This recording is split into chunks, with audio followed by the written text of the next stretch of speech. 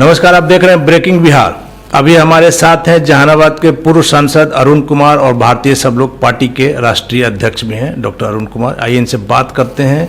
कल जो STET अभ्यर्थियों पर पुलिस ने जिस तरह से अमानवीय तरीके से लाठीचार्ज किया है, उस पर डॉक्टर अरुण कुमार का क्या कहना है?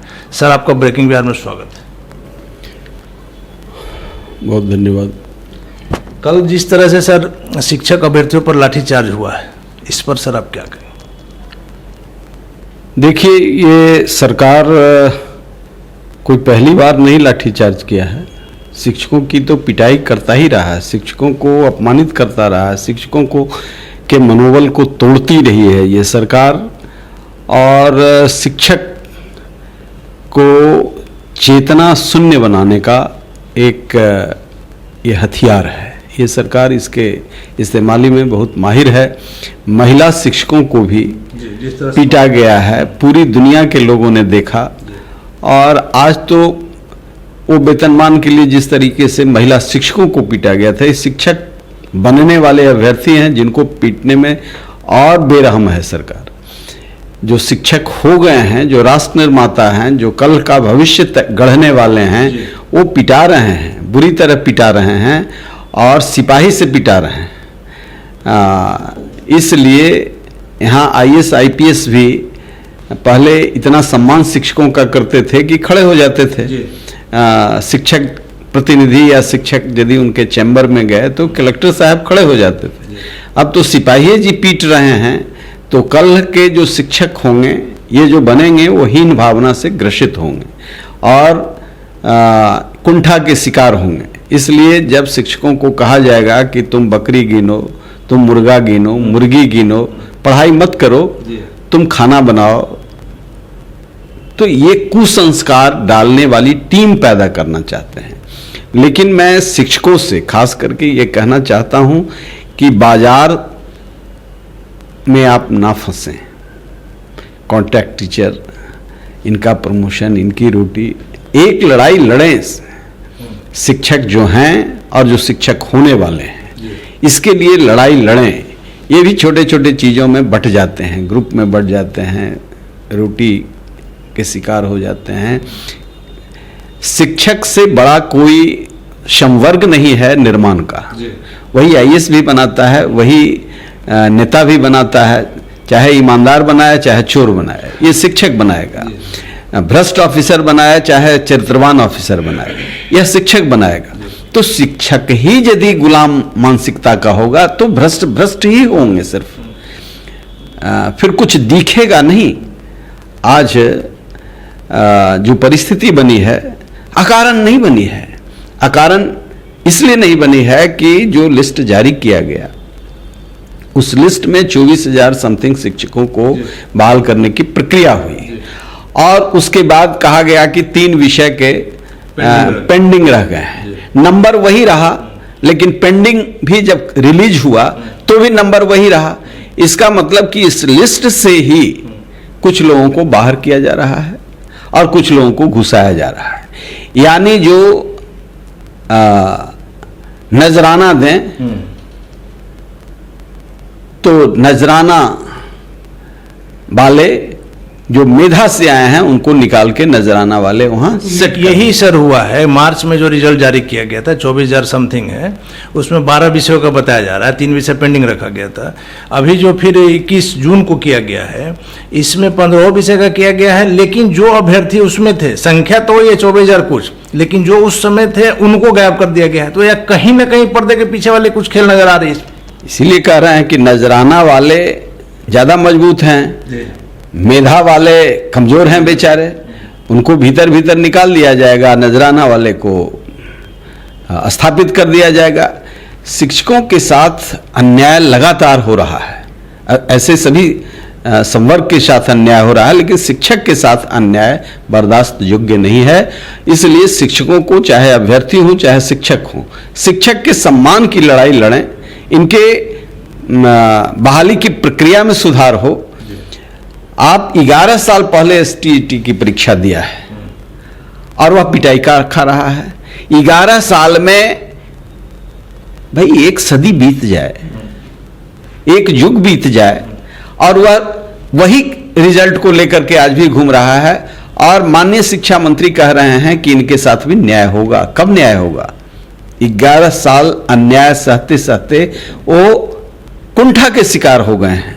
इसलिए आपको 1 लाख बहाली करना है कि 1.5 लाख करना है कि 5 लाख करना है, आप एक सिस्टम तो डेवलप कीजिए जो 11 दिन में हो, जो 11 महीना में हो। 11 साल वाली प्रक्रिया में तो जो आदमी परीक्षा दिया होगा उसकी मानसिक स्थिति की कल्पना करते हैं। 11 साल मंत्री बनने के लिए कोई विधायक इंतजार करेगा? कई दफा तोड़फोड़ करेगा। वही तो शिक्षक से क्या उम्मीद करते हैं? अभ्यर्थी से क्या उम्मीद करते हैं? नौजवानों के भविष्य से क्या? जिनकी शादी हो गई होगी, जिनके बाल बच्चा होंगे, डिमांड हो रहा होगा, वो किस परिस्थिति में मानसिक प्रताड़ना में होगा, इसकी कल्पना कर रहे हैं। और बेरहम से, और उसके बाद है सर कि वो क्वालिफाई किया है, ये भी नहीं है कि वो पीछे तो ऐसा रहा, सरकार ने भी इस चीज को माना है और फिर भी वो अपनी नियुक्ति के लिए इस तरह से रोड पर लाठी खा रहा है। आश्चर्य है नीति निर्धारकों का, आश्चर्य है इन विद्वत जनों का। आज सुशासन बाबू का तो कुछ कहना नहीं है, बेचारे मंत्री जी क्या करेंगे? वो डायरेक्शन जो इनका राजा साहब से निकलेगा, उसको सज्जन आदमी हैं, शिक्षा मंत्री जी, पढ़े हैं, विद्वान हैं, अच्छे अच्छे पदों पर भी रहे हैं, लेकिन उनके घर पर पिटाई हो गई, ये एक कलंक उनके लिए है, ये कलंक है। उनको कम से कम संयम बरतना चाहिए था। सरकार चाहे उसकी मंशा जैसी रहती, उनको संयम बरतना चाहिए था। ये अच्छा नहीं लगा कि शिक्षकों को पिटाई आतंकवादियों की तरफ रोड पर गिरा करके मारा है, इस तरह मारा है। तो डंडा जिनके हाथ में है, बंदूक जिनके हाथ में है, उनकी ताकत तो ऐसी बढ़ी रही है। और सरकार की मंशा यदि उसमें है कि इन्हें बेरहमी से पीटो, तो पिटाई हुई। इनको पहले भी रोक सकते थे, किसी पॉइंट पर रोक सकते थे, जमा हो रहे थे। सरकार क्या कर रही थी? ये सरकार चाहती थी कि इनको जमा करके कहीं पीटा जाए। इसलिए दुखद है, शर्मनाक है, और सरकार को माफी मांगनी चाहिए। और जितने पेंडिंग हैं, एक स्लॉट में इनको शीघ्र बहाल करना चाहिए, क्योंकि सब परीक्षा पास हैं। आपने परीक्षा लिया है, मानक रखा है, और कानून की परिभाषा कर रहे हैं इन बेईमानों के लिए, चोरों के लिए, जो एक नेक्सस बना करके लूट रहा है अभ्यर्थियों को। इन बेईमानों के बचाने के लिए आप उसकी रक्षा के लिए ये काम कर रहे हैं। ये बहुत दुखद है, बहुत शर्मनाक है। ये कैसा राज्य बनाएंगे? भावी पीढ़ी कैसा पैदा करेंगे? ये बिहार है, कहां भविष्य जाएगा? इसलिए निश्चित तौर से सरकार, ये हमारे लिए भी शर्म का विषय है, सभी पक्ष और विपक्ष के राजनीतिज्ञों के लिए शर्म का विषय है कि यहां नौजवान पिट रहे हैं, जो 11 साल जो इन्होंने मानक रखा, जो परीक्षा का पैमाना रखा, उसको पास करने के बाद 11 साल कम होता है। विकास की बात करते हैं बेईमान लोग। 11 साल उसकी मेधा का इतना शोषण, मानसिक शोषण, शारीरिक शोषण, वो सड़क पर भटक रहे हैं, उसके बाद लाठी खा रहे हैं, कुंठा के शिकार ये शिक्षक, जिन्हें किताब और चरित्र धारण करना चाहिए था, वो रोड पर ऐसे मारे फिर रहे हैं। ये शर्मनाक विषय है और मैं इसकी घोर वर्तना करता हूं। नीतीश कुमार जी माफी भी मांगेंगे तो हम समझते हैं कि पीढ़ियां इसे माफ नहीं करेंगी। सर, ऐसे शिक्षक अभ्यर्थियों को आपका क्या संदेश रहेगा?